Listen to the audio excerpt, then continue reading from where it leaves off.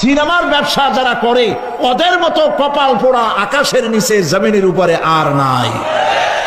কারণ হচ্ছে মসজিদ যে বানাইলো, ওই মসজিদে যতদিন নামাজ হবে, জিকির হবে, তেলাওয়াত হবে, কিয়ামত পর্যন্ত যে পয়সা দিছিল সে সওয়াব পাবে।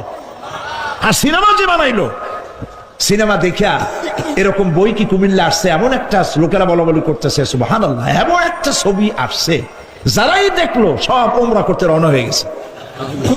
এমন ছবি আসছে যা দেখিয়া সমস্ত মানুষ তাহাজ্জুদ পড়া শুরু করছে। এরকম হয়েছে, যত ছবি আসলো, ছবি দেখলো, পরের মেয়ে কেমনে হাইজা করবে, এই সব সন্ত্রাসী, ডাকাত, জেনাকার, বদমাশ তৈরি করা হয়। ঠিক না বলো?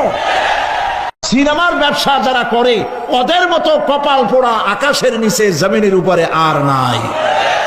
কারণ হচ্ছে মসজিদ যে বানাইলো, ওই মসজিদে যতদিন নামাজ হবে, জিকির হবে, তেলাওয়াত হবে, কিয়ামত পর্যন্ত যে পয়সা দিছিল সে সওয়াব পাবে।